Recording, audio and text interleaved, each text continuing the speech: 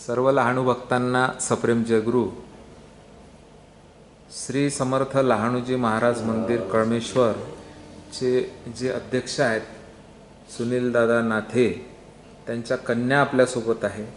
आणि लहानूजी स्वानुभव या चॅनलचा जो उद्देश आहे, ज्या उद्देशाने या चॅनलची निर्मिती करण्यात आली, तो खरा उद्देश म्हणजे समर्थ लहानूजी बाबांना पाहिलेल्या व्यक्तींच्या नजरेमधून तरुण पिढीपर्यंत बाबांचा संदेश पोहोचला पाहिजे आणि समर्थांच्या भक्ती मार्गामध्ये त्यांच्या विचारांचं आचरण केलं पाहिजे. हा प्रमुख उद्देश घेऊन या चॅनलची निर्मिती करण्यात आली. तर सुनील दादांच्या ज्या कन्या आहेत शिवानीजी, त्या आपल्याला समर्थ लहानूजी बाबांची भक्ती मार्ग, त्यांची भक्ती कशा पद्धतीने करावी आणि तरुणांनी कोणतं आचरण करावं या बाबतीत माहिती सांगणार आहेत. दीदी जय गुरु. जय लहानूजी बाबा. जय लहानूजी. सर्वात आधी तुझं संपूर्ण नाव सांग. माझं नाव शिवानी सुनीलराव नाथे. माझा जन्म 2000चा आणि अतिशय भाग्यवान मी स्वतःला म्हणेल, कारण लहानूजी महाराजांच्या घराण्यात माझा जन्म झाला. नाथे घराण्यात म्हटल्यापेक्षा लहानूजी महाराजांच्या घराण्यात जन्म झाला हे सांगण्यात मला अतिशय आनंद आणि मरेपर्यंत गर्व राहील असं म्हणण्यात हरकत नाही. आज जे काही मिळालं आहे हे आज आम्हाला आमच्या आजी आजोबांच्या पुण्यकर्मामुळे, त्यांनी आज फक्त परिवाराकरता सीमित न ठेवता हा पुण्याचा साठा आज समुद्र एवढा मोठा आहे, तर हा पूर्ण समाजाला त्याचा लाभ घेता येईल इथपर्यंत आमचे लहान आजोबा हरिश्चंद्रजी नाथे, आमचे मोठे आजोबा नामदेवराव नाथे आणि सुधाताई नाथे माझ्या आजी यांनी हा अमृत साठा इथे आणून आमच्यासाठी ठेवला आहे. व आम्हीच नसून सगळेच कळमेश्वरवासी व इतरही लोक याचा आनंद आज घेत आहेत. मी इथे अनुभव सांगाव इतकी मी मोठी नाही असं मला वाटतं, पण एक गोष्ट मला सांगावीशी वाटते की मी लहानूजी बाबांना प्रत्यक्ष पाहिलं नाही, पण ज्या मूर्तीत मी लहानूजी बाबांना पाहते ती मूर्ती माझ्यासाठी मूर्ती कधीच नाही. कारण एक अनुभव छोटासा सांगण्याचा आला तर लहानूजी महाराजांची जयंती उत्सव कार्यक्रम आपल्याकडे नेहमी साजरा होतो एप्रिल-मार्च महिन्याच्या दरम्यान. तर तिथे पंचभोग म्हणजे आपण एक 56 भोग या नावाचा कार्यक्रम आपण इथे साजरा करतो. तर त्यात आपण अनेक व्यंजनं आणतो आणि त्या दिवशी स्त्रिया येतात महाराजांसाठी महाआरती सोहळा म्हणून, त्या नटून महाराजांची सेवा म्हणून महाआरती करतात. तर जवळपास 4 ते 5 वर्ष आधीची ही गोष्ट आहे. मूर्तीत भाव आहे किंवा लहानूजी महाराज ते साक्षात बसलेले आहे या गोष्टीचं प्रमाण दुसरं काहीच नसून हा अनुभव आहे असं म्हणायला हरकत नाही. नेमकी त्या दिवशी माझ्या हाती महाआरतीची आरती होती आणि मी सुद्धा एक म्हणजे बालमनाने ती आरती घ्यायला गेली. उत्साह असतो प्रत्येक लहान मुलाला की प्रसाद मला वाटायला मिळाला पाहिजे, आरती मला मिळायला पाहिजे म्हणून. तर संपूर्ण आरती होत असताना जणू लहानूजी महाराज माझ्याकडे बघून हसत होते आणि मी त्यांच्याकडे बघून हसत होती. म्हणजे जर तिसरा माणूस मला बघत येतो तो मला एखाद्या मूर्खाशिवाय दुसरी उपमा त्यांनी मला दिलेली नसती. आणि ते हसतच होते. मला कळलंच नाही की मूर्ती का बरं हसत आहे. तर त्या दिवशीपासून मला हे समजायला आलं की ही मूर्ती नाही आहे, इथे साक्षात लहानूजी महाराज आहे. तर तो दिवस आणि आजचा दिवस आहे, मूर्ती नाही साक्षात लहानूजी महाराज आहे. अभिषेक करताना कधी कधी असा भाव येतो की एक लहान बाळ इथे बसलंय आणि याची आंघोळ मी घालून देत आहे. तर या सांगण्यामागचा हा उद्देश आहे की आज सगळे तुम्ही इथे एक मनोरंजन, म्हातारं वय झालं तर आम्हाला एक वेळ घालवायचा या दृष्टीने येऊ नका. इथे साक्षात लहानूजी महाराज बसले आणि त्यांच्या चरणावर मला डोकं ठेवायचं या उद्देशाने तुम्ही इथे या. कारण ही छोटी गोष्ट नसून हा खूप मोठा पुण्याचा साठा आहे, अमृत साठा. जितका आपण याला लुटतो, जितका आपण घेतो तितका हा वाढत जाईन, कमी कधी होणार नाही. आता लहानूजी महाराज संत जेवढं मला समजलं हो. की कसे झाले, तर हे संत झाले, यांनी लोकांचे दुःख निवार केले. हो. आज आपण अशा शतकात जगत आहोत की आपले सुख कमी आणि त्या दुःखात आपल्याला सुख शोधावं लागत आहे, अशी आपल्यावर परिस्थिती आलेली आहे. बरोबर.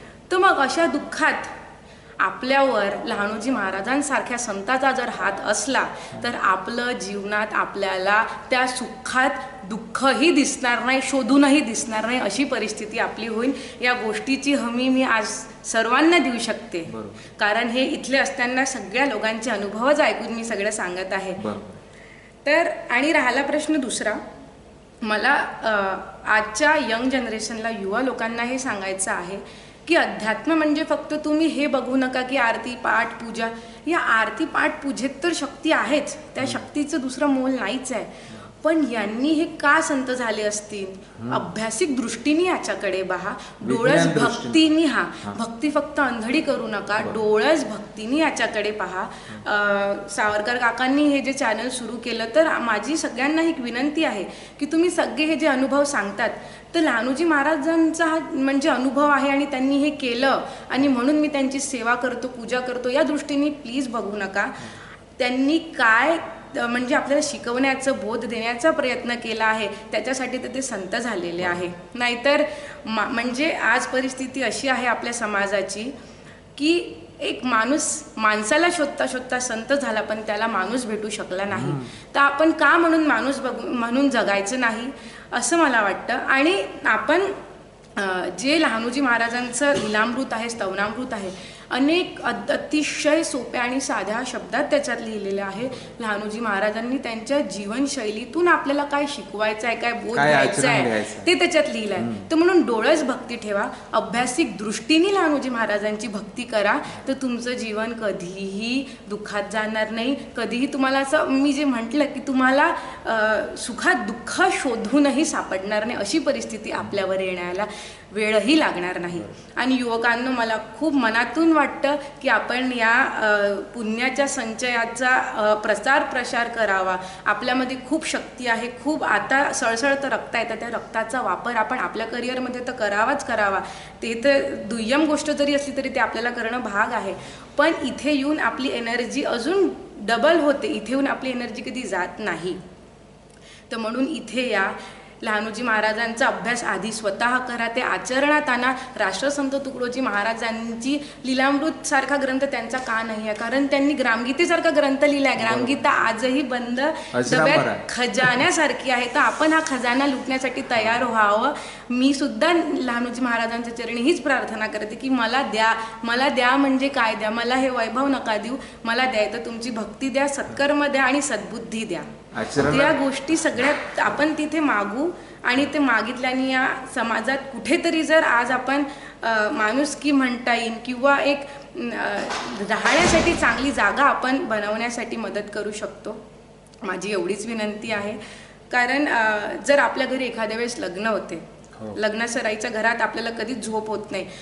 आपण 2-2 एक तास झोपतो, पण सकाळी उठल्यावर म्हणतो की अरे खूप थकवा आहे. पण तुम्ही महाराजांच्या सप्त्यात येऊन पहा, तुम्ही अर्धा तास जरी झोपले तरी तुम्ही पूर्ण 23.5 तास तेवढ्याच एनर्जीने काम करू शकता. कारण ते शक्ती पुरवणारा तो साठा आहे. तर विचार करा तो साठा किती मोठा असेल. लुटता संपणार नाही असा तो साठा आहे. सगळ्या वयाचे लोक इथे जमा, इथे या अभ्यासिक दृष्टीने याचा विचार करा, स्वतः आत्मसात करा, ग्रंथ वाचन वाढवा आणि समाजात ते पसरवा. आणि खऱ्या दृष्टीने या गोष्टीचा प्रसार आपण सर्वांनी मिळून करू.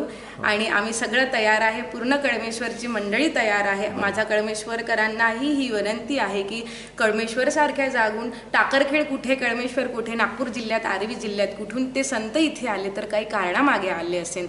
संत सदैव 5वा वेद वदतात, ते आपल्याला कधी समजत नाही. संताच्या स्वरानुस्वराला आज अर्थ आहे. तर लहानूजी महाराजांसारखे जर सूर्यत्राटकी संत जर इथे येऊन आहे तर ह्याच्यामागे नक्कीच काही कारण असेल. तर म्हणून आज इथे जे कार्यक्रम होतात तर ते फक्त मनोरंजन नसून तर पुण्याचा संचय लोकांचा वाढावा यासाठी ते कार्यक्रम घेतल्या जातात. तर त्या कार्यक्रमाला तुम्ही अतिशय चांगल्या लोकसंख्येने प्रतिसाद द्या, या पुण्याच्या संचयाला लुटा. आणि जे लहानूजी महाराजांचं हेतू होतं समाज बदलण्याचं. कारण स्तोत्रामध्ये सुद्धा सांगितलं आहे की समाजाचे दुःख पाहिले जवळून आणि त्या दुःखाचा त्यांना इतका त्रास झाला की ते संत झाले. मग जर एक माणूस संत होऊ शकतो समाजाचं दुःख पाहून, मग आपण एक खारुताईचा वाटा, मुंगीचा वाटा म्हणून त्यांचा अभ्यास करून प्रचार प्रसार का करू शकत नाही. बस माझं एवढंच म्हणणं आहे.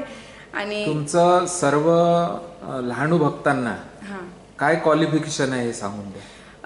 मी क्वालिफिकेशन माझं, मी फिजिओथेरपिस्ट आहे. मी ग्रॅज्युएशन माझं फिजिओथेरपी, बॅचलर्स ऑफ फिजिओथेरपीमध्ये झालेलं आहे. आणि मी आता नुकतंच मास्टर्स ऑफ फिजिओथेरपीसाठी आपलं वाटचाल पुढे माझी आहे.